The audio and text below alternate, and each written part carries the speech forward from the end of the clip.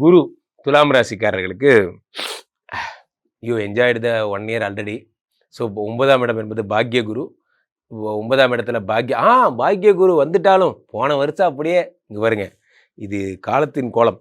ஏன்னா போன வருஷம் நவம்பர் மாதம் அவர் ஆஃப்லைன் போயிட்டார். போனவர் திரும்பி மார்ச்சில் தான் வந்தார். இதை விதி என்று சொல்வதா என்னன்னு சொல்லுதுன்னு தெரியல. அவர் வக்கரம் ஆயிட்டார். இப்போ தான் கொஞ்சம் நார்மல் ஆகி இந்த மே ஜூன் 2 மாதம் தான் உங்களுக்கு அனுகிரகம் பண்ண போகிறார். இப்போ 10ஆம் இடத்துக்கு வர்றார். சரி வாங்க, அதனால் என்ன சொல்ல வரீங்க குருஜி? அதனால் என்ன சொல்ல வரேன்னா, ஒரு நல்லதும் இருக்குது, ஒரு கசப்பு மருந்து நீங்கள் எடுத்துக்கிட்டு தான் ஆகணும். ஒரு கெட்டதும் இருக்குது, ஒரு நல்லது இருக்குது. பாருங்கள், ஃபஸ்ட்டு நான் கெட்டது சொல்லிடுறேன், அதுக்கு மனசை ப்ரிப்பேர் பண்ணிக்கோங்க. 10லே குரு வந்தால் பதவி பறிபோகும். முடிஞ்சு போச்சு, அவ்வளோதான்.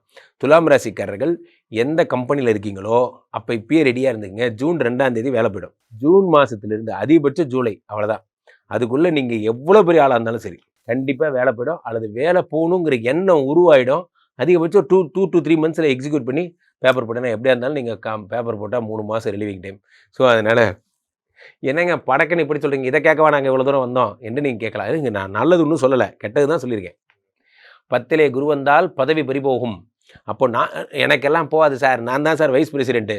ஃபஸ்ட்டாலாம் உங்களை தான் தூக்குவார். காரணம் என்னென்னா, குருவுக்கு எல்லாரும் குழந்தைங்க, நம்மளாம் கிட்ஸ். அவருக்கு அப்ரண்டிஸாக இருந்தானே, நீங்கள் வைஸ் பிரசிடென்ட். அவர் பார்வையில் நம்ம எல்லாருமே சில்ட்ரன்ஸ். அப்படி இருக்கும்போது இந்த பதவி கிதவியில் அவரை ஒன்றுமே பண்ணாது, அதெல்லாம் பார்க்க மாட்டார். அவர் ஒரு தண்டனை கொடுக்குறார். வேலையின் அருமை என்ன அப்படின்னு நீங்கள் புரிஞ்சுக்கணுங்கிறதுக்காக இந்த தண்டனை. அவர் இன்னும் உங்களை காயப்படுத்தலை. அப்போது நான் இதிலேருந்து தப்பிக்கிறது எப்படின்னா, நீங்கள் மேனேஜர் எதுவும் சொன்னாலும் எஸ் சார் சொல்லணும். Yes sir, yes sir. ஆமாம், காலைல நேரம் ஆடிட்டு போயிட்டு ரைட்டு அப்படியே நேராக போய்ட்டு கொரியர் பண்ணிவிட்டு, ஆமாம் அப்படியே இந்த வெண்டர் டெவலப்மெண்ட் போய்ட்டு அங்கிட்ட ரிப்போர்ட் வாங்கிட்டு அப்படியே சாயந்தரம் போயிட்டு அப்படியே பக்கத்தில் விழுப்புரம் வரைக்கும் போயிட்டு நைட்டுக்குள்ளே வந்துடு. இதெல்லாம் பண்ண முடியாதுன்னு அவருக்கும் தெரியும், உங்களுக்கும் தெரியும். ஆனால் நீங்கள் என்ன சொல்லணும், அப்படியே பண்ணிடலாம் சார், எஸ் சார், அருமை சார் அப்படின்னு சொல்லிட்டீங்கன்னா உங்களுக்கு வேலை போகாது. குரு இல்லை, குருவுக்கு ஃபாதர் வந்தாலும் உங்களுக்கு வேலை போகாது. ஆனால் இந்த ட்ரீட்மெண்ட்டை நீங்கள் கற்றுக்கணும். Point number 1. பாயிண்ட் நம்பர் 2 என்னென்னா, இதுலேருந்து ரியலான பரிகாரம் என்னென்னா, டெப்டி மேனேஜராக இருக்கீங்கன்னா அசிஸ்டன்ட் மேனேஜர் வேலையும் சேர்த்து பாருங்கள். ஜெராக்ஸில் பேப்பர் வைக்கிற வேலை வரைக்கும் பாருங்கள், நோ ப்ராப்ளம். நம்ம ஆஃபீஸ்குள்ளே தானே நடக்குது, வெளியே யாருக்கும் தெரியாது. You don't worry. ஸோ நீங்களே பேப்பர் வச்சு பிரிண்ட் எடுத்து, நீங்களே ஸ்டாப்லர் போட்டு, நீங்களே ப்ரிப்பேர்டு போய் கையெழுத்து போட்டு, அப்ரூவ்டு போய் நீங்களே போட்டு எடுத்து வச்சுக்கிங்க. அவ்வளோதான். இதெல்லாம் மற்றவன் செஞ்சுதான் நீங்கள் நினச்சிக்கிங்க. அதுதான். இப்போது நல்லதை பற்றி பேசுவோம். இவ்வளோ கொடூரமாக உங்களுக்கு வேலையை பிடுங்குறாரு குரு. ஆனாலும் என்ன பண்ணுறாருன்னா, 2ஆம் இடத்தை பார்க்குறாரு. இது வரலாற்று சிறப்பு வாய்ந்தது. இது ஃபஸ்ட் டைம் இப்போ இப்படி தான் நடக்குது. இது வரைக்கும் இது மாதிரி நடந்தது கிடையாது. குரு 2 பார்க்குறார். 2ங்கிறது தனஸ்தானம். வேலை போயிடுச்சுங்கிறீங்க, அப்புறம் பார்த்தா நீங்கள் கார் வாங்கியிருக்கீங்க. அது வலி, அது வேறு டிபார்ட்மெண்ட். நான் இப்போ 2ஆம் இடத்தை குரு பார்க்குறேன். ஏன் எனக்கு சொந்தமே இருக்கக்கூடாதா? எனக்கு ஒரு சேவிங்ஸே இருக்கக்கூடாதா? நான் ஜாலியாக இருக்கேன்டா அப்படிங்கிற மாதிரி 2ஆம் இடத்தை குரு பார்க்குறார். எந்த கம்பெனி உங்களை அனுப்பிச்சவங்களோ அந்த கம்பெனி முன்னாடியே இன்னொரு கம்பெனி நீங்கள் போடுறீங்க. இந்த மாதிரியான விஷயங்கள்லாம் ஏற்படும். இந்த என்ன சொல்கிறது, ஒரு ஈகோக்காக பண்ணுறதுமாங்கல்ல, அதுக்குன்னே பண்ணுவீங்க. 4ஆம் இடத்தை குரு பார்க்கிறார். 4ஆம் இடம் என்பது நற்கல்வி, உயர் பதவி, மரியாதை. இப்போ சோசியல் ரெஸ்பெக்டுக்காகவே ஒரு BMW கார் வாங்குறீங்க. எதுக்கு நம்ம அவனை இம்புட்டு விளம்பரம் அப்படிங்கிற, சும்மா எனக்கு வேலையை விட்டு அனுப்பிச்சாங்கல்ல அவங்க முன்னாடி அப்படிங்கிற மாதிரி 4ஆம் இடத்தை பார்க்குறாரு. எதனமோ தெரியல, உங்களுக்கு மட்டும் குரு இப்படி பிளஸிங் பண்ணுறாரு. அடுத்து 6ஆம் இடத்தை பார்க்குறாரு. 6ஆம் இடம் என்பது எனிமிட்டி வின் பண்ணுறீங்க. அதுக்குள்ளே நீங்கள் ஒரு முதலாளியாக மாற போகிறீங்க. பணியாளர்களாக இருக்கிற எல்லாரும் வேலை போயிடும். ஆனால் அதை விட 10 மடங்கு சுகமாக இருப்பீங்க. நீங்களே ஸ்டேட்டஸ் போடுவீங்க, I am very happy, I relieved from this toxic company, அந்த மாதிரிலாம் போடுவீங்க. காரணம், குரு பகவான் 10ல் வந்திருக்கிறார். உங்கள் பலம் என்னங்கிறத உங்களுக்கு உணர்த்துவார். ஓகே குருஜி, இவங்களுக்கு ஹெல்த் ரீதியான விஷயங்கள்லாம் பார்க்கும்போது எந்த மாதிரி இருக்கும் குருஜி? 6ஆம் இடத்தை குரு பார்க்கிறார். அதனால் ஹெல்த் ரீதியாக பெரும்பாலும் துலாம் ராசிக்காரர்கள் கழுத்து, நரம்பு பெயின் ப்ளஸ் பேக் பெயின் இதெல்லாம் கஷ்டப்படுவாங்க. அது குரு பகவான் பார்க்கும் பொழுது அதெல்லாம் சரியாயிடும். இந்த வருடம் 6ஆம் இடத்தை பார்ப்பதால் இவருக்கு நோயற்ற வருடமாக இருக்கும். ஓகே குருஜி, இவங்களுக்கு 100க்கு எவ்வளோ மதிப்பெண் குருஜி? 100க்கு இதுக்கு எப்படி மார்க் போகிறதுனே தெரியல. வேலை போயிடுச்சின்னு சொல்கிறேன், நல்லா இருக்குன்னு சொல்கிறேன். அதனால் 90 மார்க் தரலாம். குருஜி, இந்த உச்ச குரு அப்படின்னு சொல்கிறாங்க. இந்த உச்ச குரு 12 வருடத்துக்கு ஒரு முறை நடக்கிற ஒரு பயிற்சின்னு சொல்கிறாங்க. இதை பற்றி சொல்லுங்க குருஜி. உண்மையிலேயே இந்த வருடம் நடக்கின்ற பயிற்சி வினோத் ரொம்ப ஒரு வரலாற்று சிறப்பு வாய்ந்த பயிற்சி. ரீசன் என்ன அப்படின்னு பார்த்தீங்கன்னா, ஃபஸ்ட்டு ரீசன் குரு பயிற்சினாலே கொண்டாட்டம் தான். அப்போது குரு பயிற்சியிலேயே குரு 12 எங்கே வந்தால் உச்சம் நீச்சம். இப்போது ஒரு குரு மகரத்தில் நீச்சம், அதுக்கு 7ஆம் இடம், அதாவது 180 டிகிரியில் அவர் ஆட்டோமேட்டிக்காக உங்களுக்கு உச்சமடைகிறார்.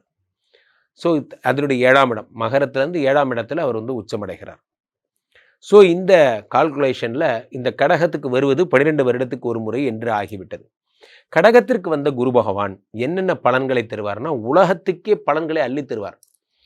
எப்பவுமே நல்லோர் ஒருவர் உளரையில் அவர் பொருட்டு எல்லோருக்கும் பெய்யும் மழைனா, கடகராசிக்காரர்களுக்காக உச்சம் பெற்ற குரு இந்த 11 ராசிக்கும் சேர்த்து பலன்களை அள்ளித்தரப்போகிறது. அவர் ரொம்ப ஹாப்பியாக எல்லாரையும் பிளஸ் பண்ண போகிறார். இந்த வருடமே ஒரு பிளஸ்ஸிங்ஸ்க்கான வருடம் தான். பெரிய பெரிய நிகழ்ச்சிகள், பெரிய பெரிய நிகழ்வுகள், கஷ்டமான ஒரு பெரிய பிரளயங்கள் அதெல்லாம் எதுவும் ஏற்படாது.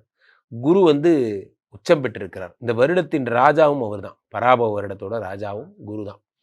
அவரே உச்சமும் பெற்றிருக்கிறார். அப்போ குருவுக்கு இந்த வருடம் ரொம்ப பெரிய பவர்லாம் இருக்குது. குரு நல்லா இருக்கும்போது என்னாகுன்னா, வேதங்கள், சாஸ்திரங்கள், ஆச்சாரங்கள் எல்லாம் அதிகமாகும். மக்கள்கிட்ட கல்ச்சர் பேஸ்டு விஷயங்கள்லாம் அதிகரிக்கும். மாடர்னிசம்லேருந்து வெளியே வந்துட்டு கல்ச்சர் பேஸ்டாக ஒர்க் பண்ண ஆரம்பிப்பாங்க. அவருடைய எண்ணங்கள் எல்லாமே வேறு மாதிரி திங்க் பண்ண ஆரம்பிக்கும். மீண்டும் நம்ம உடம்பை பார்த்துக்கணும், இந்த சோஷியல் மீடியாலாம் எதுவும் வேண்டாம், தூக்கி போட்டுடலாம், மைண்டு ரிலாக்ஸாக இருக்கலாம் போன்ற எண்ணங்கள் மக்களிடையே அதிகமாகும். ஸோ இந்த கடக குரு அப்படிங்கிறது ஒவ்வொருத்தருக்கும் தங்கம் நிறையா வாங்குவதற்கு, குழந்தை விஷயம் பிளஸ்ஸிங்காக கிடைக்கிறதுக்கு, முக்கியமாக குருன்னு ஒருத்தர் இருந்தால் தான். இப்போ ஒன்றும் இல்லை வினோத், ஒருத்தரை நம்ம பார்க்குறோம், அண்ணே வணக்கண்ணே அப்படிங்கிறோம். இன்னொருத்தரை பார்த்து சார் குட் மார்னிங் சாருங்கிறோம். இந்த வித்தியாசம் என்ன? அதான் குரு தரும் வித்தியாசம். குரு எப்பயுமே என்ன பண்ணுவார், ஒரு தகுதிப்பாடு, எஜுகேஷனுங்கிற பவரை குரு தருவார், கல்விங்கிற மரியாதையை தருவார். அதனால தான் ஒரு குரு. ஸோ மாணவர்களுக்கு, வாத்தியார்களுக்கு, புதிய வித்தை கற்றுக்கணும்னு ஆசைப்படுறவங்களும் ரொம்ப நறுமையான வருடம். குருனாலே நிறைய பேருக்கு தெரியாத ஃபேக்ட் வினோத், அவர் ஒரு ஃபினான்ஸ் டிபார்ட்மெண்ட்டோட ஹெட்டு. ஃபைனான்ஸ் டிபார்ட்மெண்ட்டோட வைஸ் பிரசிடென்ட் யார் அப்படின்னா அதுதான் Guru. President Lakshmi, vice president இவர் தான். ஏன்னா இவரை பொறுத்த வரைக்கும் இவர் தான் பணத்தை சம்பாதிக்கிற மெத்தட்ஸ் எல்லாமே கொடுக்குறவர் இவர் தான். இவரை நான் சொல்கிறேன் பாருங்கள், எதாக இருந்தாலும் 3ஆம் நம்பரில் தொடங்குங்க.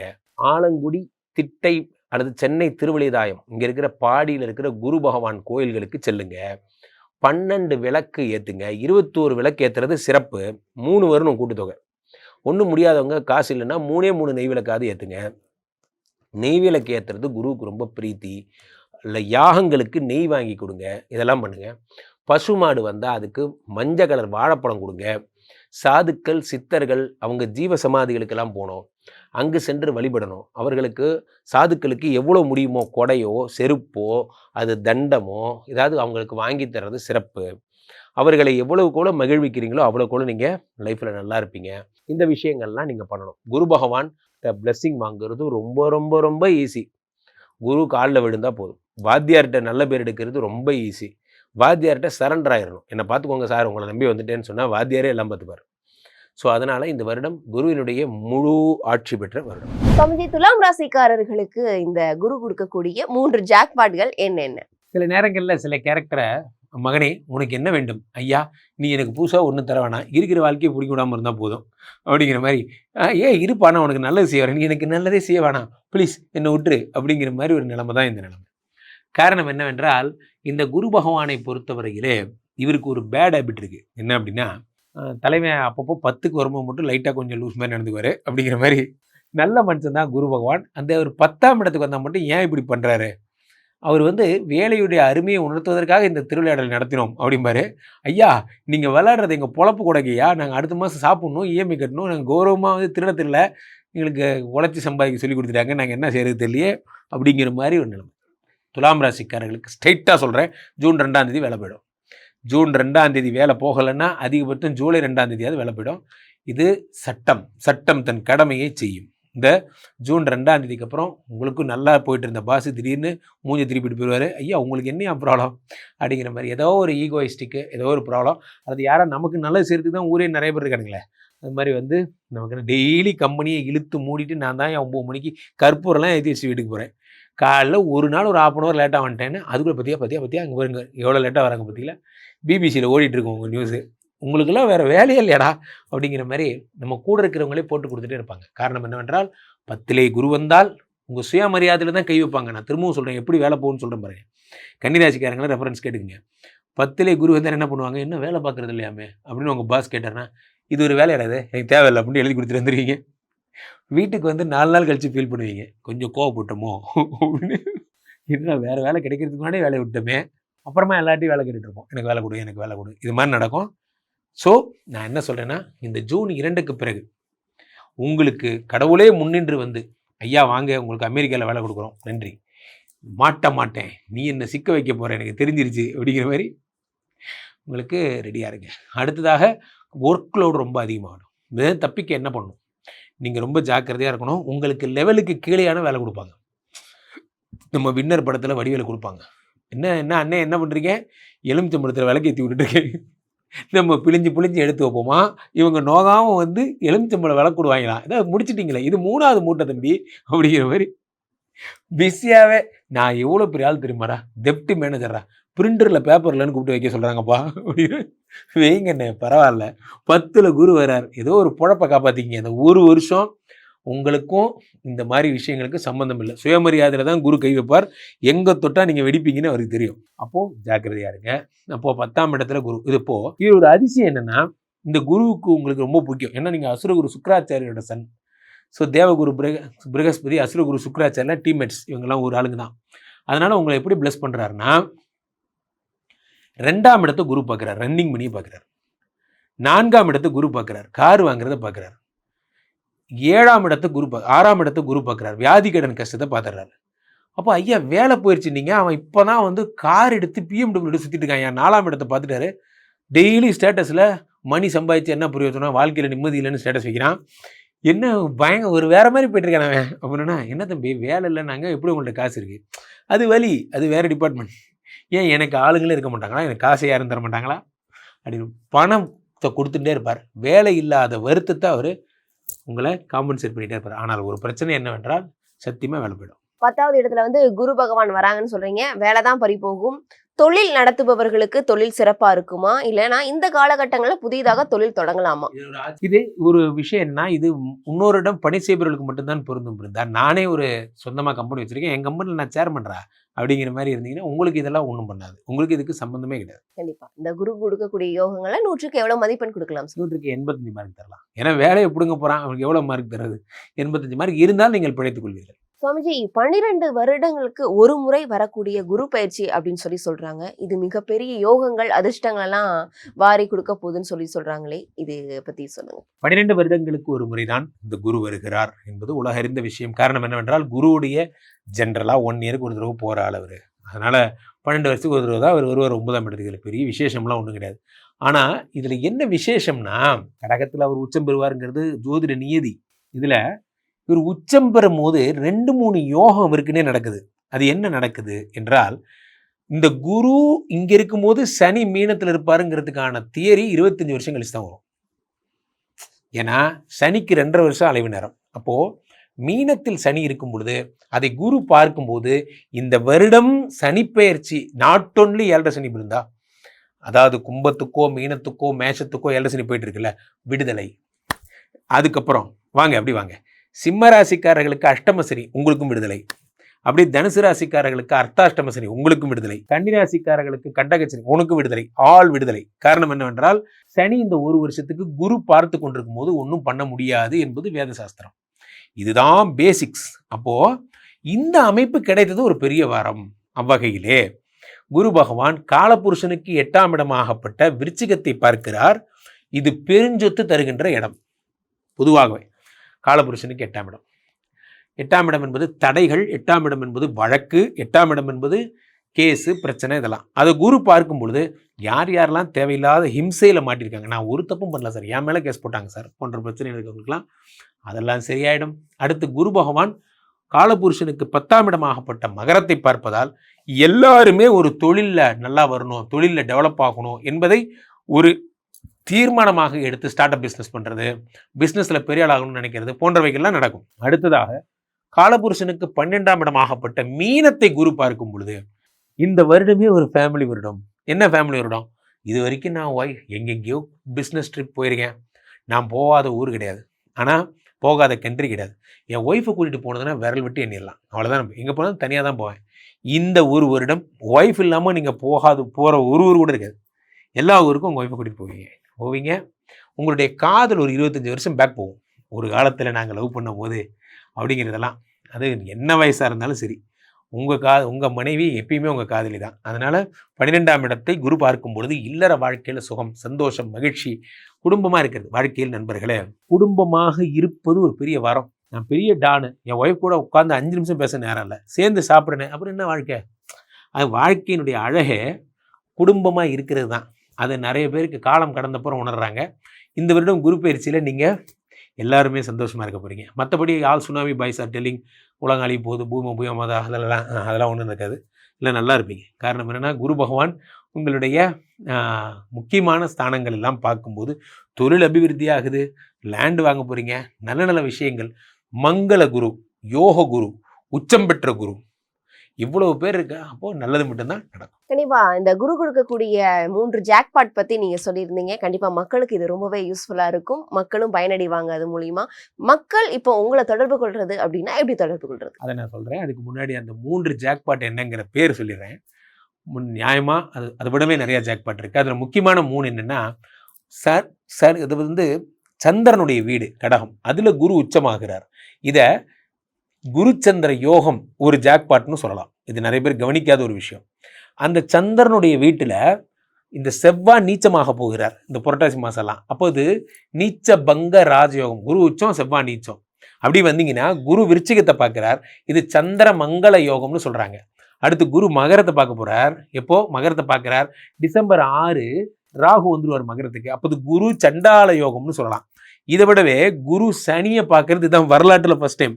ஸோ இப்போ இது இத்தனை யோகங்களும் வர்றது இல்லாமல் ஒரு அடிஷனலா டிசம்பர் 6 ராகுவை பார்த்து குரு சண்டால யோகம் வர மாதிரி கேது சிம்மத்திலிருந்து கடகத்துக்கு போய் கோடீஸ்வர யோகம், குரு கேது சம்பந்தம் கோடீஸ்வர யோகம்.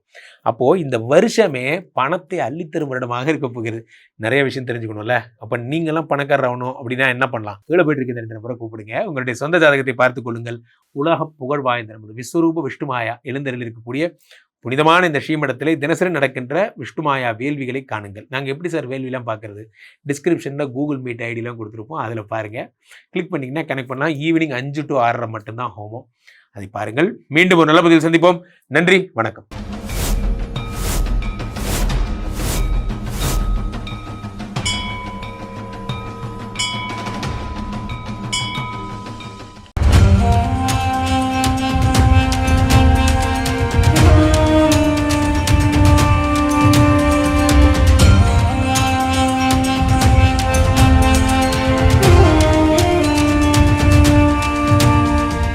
எல்லா ஊர்லேயும் சாமியை வந்து அடித்து துருத்தி அனுப்புகிறாங்க. அதன் பிறகு பார்த்தீங்கன்னா இந்த பூண்டிக்கு வராரு. இங்கே இருக்கவங்க பக்கத்தில் இருக்கவங்க எல்லாம் சேர்ந்து சாமியை வந்து திருவண்ணாமலைக்கு போகிற வழி மல்லவாடி காட்டில் எடுத்து போய் வெட்டி போட்டு வந்துடுறாங்க. எப்படின்னா தலை தனியாக, கை தனியாக, கால் தனியாக, பீஸ் பீஸாக வெட்டி போட்டு வராங்க.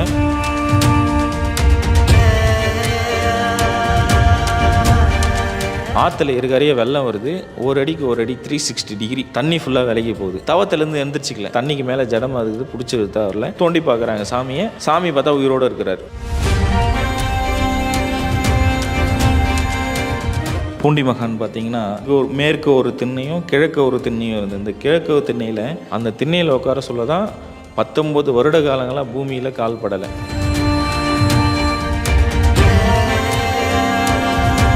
ஜமீன்தாரர் வந்து கேட்குறாரு, சாமி உங்களுக்கு அப்பா அம்மா யார், அண்ணன் தம்பி யார், நீங்கள் எங்கேருந்து வந்தீங்க, உங்களுக்கு பசங்க இல்லையா, குழந்தை இல்லையா, உங்கள் மனைவி இல்லையான்னு கேட்குறாங்க. அப்போ சொல்கிறாரு, அண்ணாமலையாரும் உண்ணாமலை அம்மனும் தான் எனக்கு அப்பா அம்மா, பசங்கன்னு பார்த்தீங்கன்னா நீங்கள் தான் என் பசங்கன்றாங்க. உங்களுக்கு என்ன வயசாகுது சாமி அப்படின்னு சொல்லிட்டு கேட்குறாங்க. நான் அண்ணாமலையார் கோவில் கட்ட சொல்ல எங்கள் அப்பாவுக்கு நான் கல் எடுத்து கொடுத்தேன் குழந்தையிலேருந்து.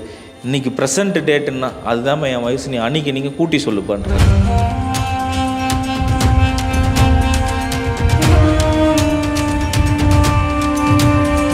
என்னை பார்க்கணுன்னு ஆசைப்பட்டால் திருச்செந்தூர் முருகர் கோயிலில் பாதாள லிங்கத்தில் ஐபூதங்களில் நான் ஒன்று, நீ வந்து என்னை எப்போ வேணால் தரிசனம் பண்ணிடான்னு குறிப்பு கொடுத்துட்டு போயிருக்காரு.